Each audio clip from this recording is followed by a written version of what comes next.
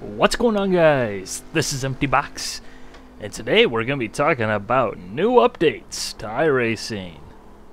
Yeah, Season 1 2014 build. Woo, yay!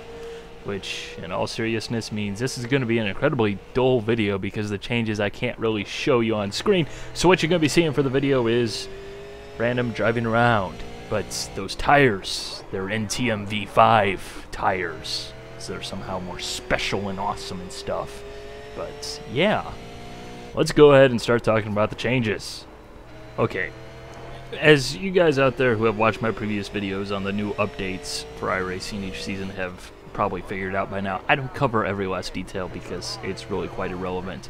Most stuff is pretty much useless because I'm not interested in it, so go ahead and read the release notes for yourself if you would like, but these are the major points as I see them. And the most important thing is quite clearly two features that have needed to be implemented from the start. I mean, how they ever made a racing simulator without these features from the word go is beyond me. Lucky Dog and Super Late Model! Oh yeah! Okay, there was a slight bit of sarcasm there, especially with regards to the Lucky Dog rule, though that is obviously very important for you fans of the NASCAR style racing. Where obviously, when a caution flag comes out, if you're the first car a lap down, you'll now get a wave around, so you get your lap back. But, the Super Late Model. Oh yeah! Okay, I was never in the crowd that was saying, I need a super late model. Oh my god, just give us a super late model. Just give us a super late model. You scanned a super late model. That's the wrong super late model. I want a different super late model. Good. Now that's a good super late model. But is it a straight rail or is it not? It better be a straight rail super late model. Otherwise, I'm going to go crazy. Guys. And God, there was a lot of those guys. A lot of them. But it's awesome. Why? Because it's a 2,700 pound, 600 horsepower left-turning beast. Yes, it's awesome because short track racing is awesome. I'm not a fan of the big oval tracks, but short track racing is definitely right up my alley because it is good fun. So you will definitely be seeing some racing in that beast on this YouTube channel. Make a nice little compliment to the road course offerings that I do, obviously. But yeah, good to have that car because it is a nice little car that I foresee being very, very, very popular within the service. For you guys who are wondering what's the difference between a super late model and a not super late model, it is basically a good bit more horsepower. I can't remember the figures. I believe the current late model, the old late model in iRacing puts out about 400, whereas the super late model puts out about 580, somewhere around in there. We're guesstimating. Weighs 400 pounds less, has 2-inch wider tires, has a straight rail chassis, which basically means that the right side frame rail goes straight down the side of the car, which basically means it goes left faster, has more downforce. It's basically the late model jacked up to 12, and that is awesome because short track oval racing is fun. You need to give it a go yourself.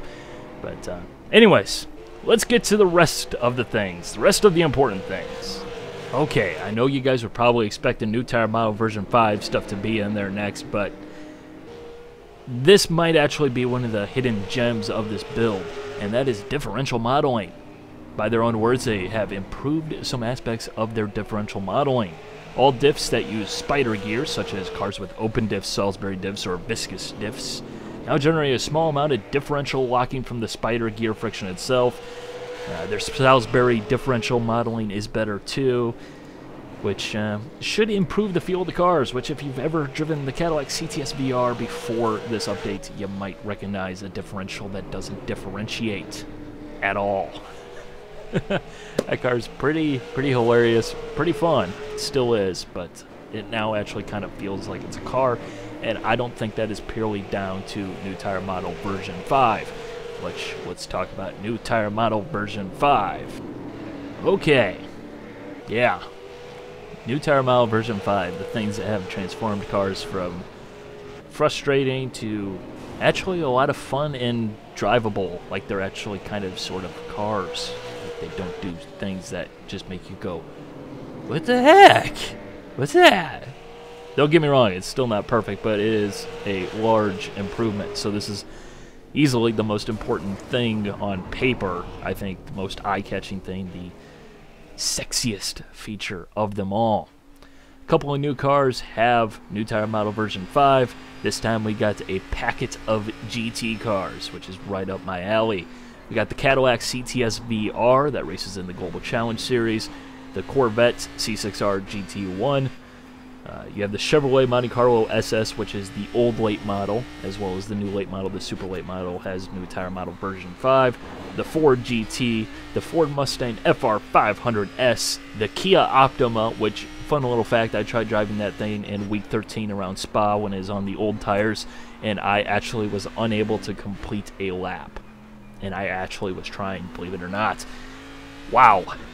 McLaren MP412C GT3, as well as that one car that just will not go away and it keeps popping up every now and then, and it just makes you want to drive it, the Radical SR8.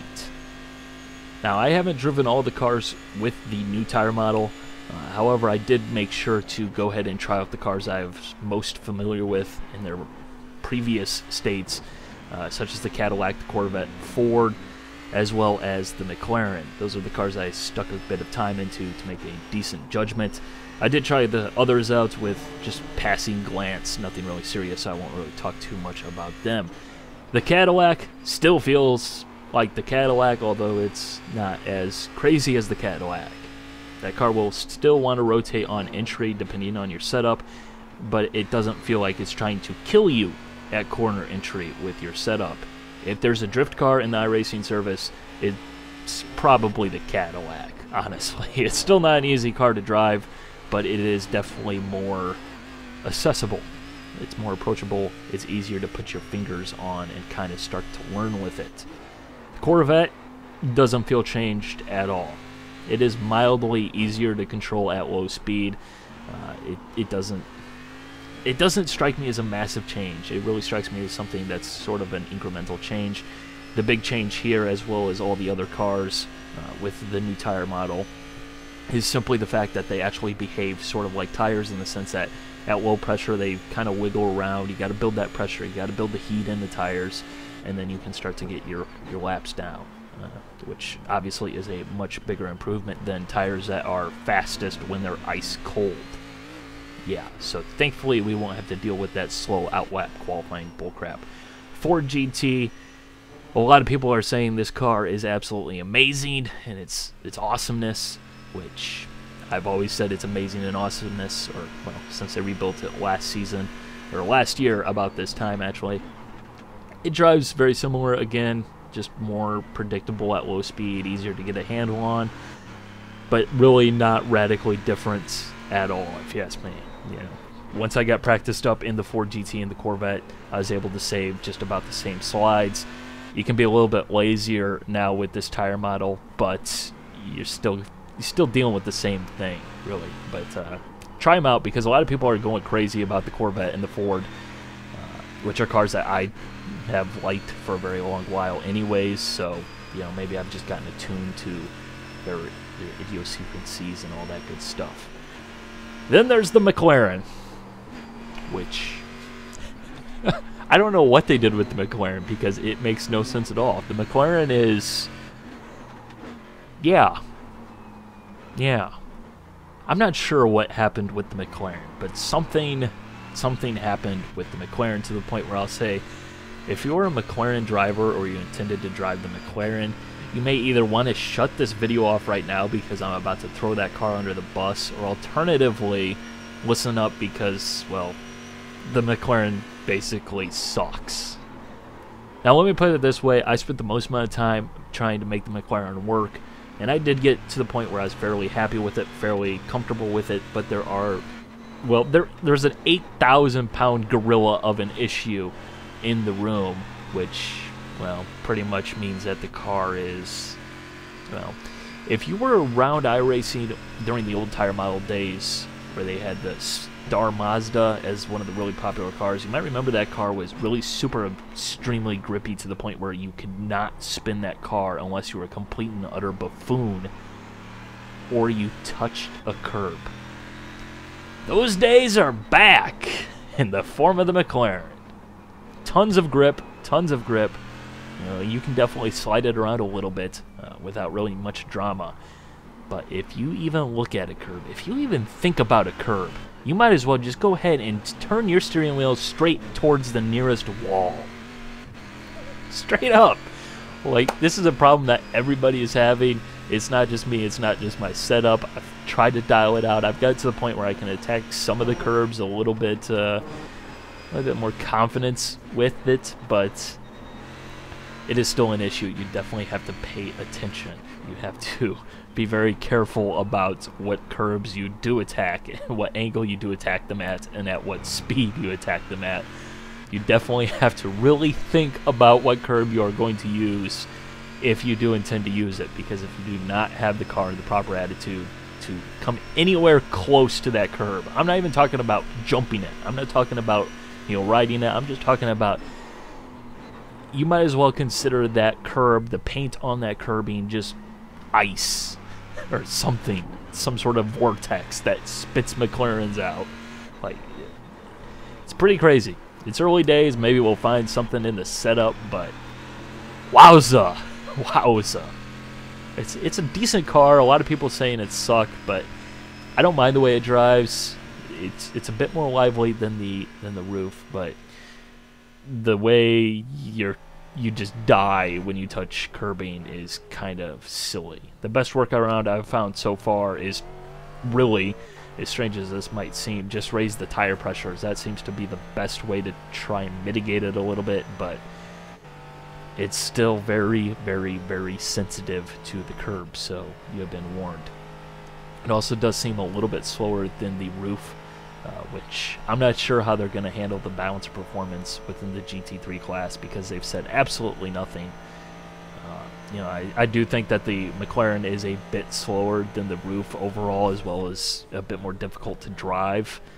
So we'll see how that plays out, but, honestly, right now, there's no reason to select the McLaren other than you're a hardcore McLaren fanboy. In which case, you should probably not drive in this series, because you're probably going to get curb stomped, because you'll probably get forced onto a curb, and then you'll die.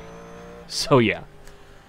Overall, it's a build that is an improvement. It is definitely a step forward. It does offer new tire model version 5 goodness on cars that I think most of us don't mind driving, even if we're not GT fans. I think most of us would rather drive a Corvette C6R GT1 or a Ford GT or a Radical SR8 than, for example, a Spec Racer Ford, which isn't exactly the most exciting thing to drive until you actually get into the races, which absolutely fantastic. But so that is pretty much going to cover it for this update in terms of major features. Again, there are several smaller little features, such as the ability to now offset your steering wheel in the garage setup on the oval car, so that way you can actually have your steering wheel pointed straight, which is a pretty cool, unique touch that the real drivers can do, but I've never seen in a sim before. But then again, I've never said, boy, I wish I had this feature. So, yeah. So, if you're interested in more features and information, go ahead and check out the build notes, but I suspect if you're watching this and you are interested in that, you probably have already done that yourself anyway. So, that's going to cover this build of iRacing, at least for now. So, bye.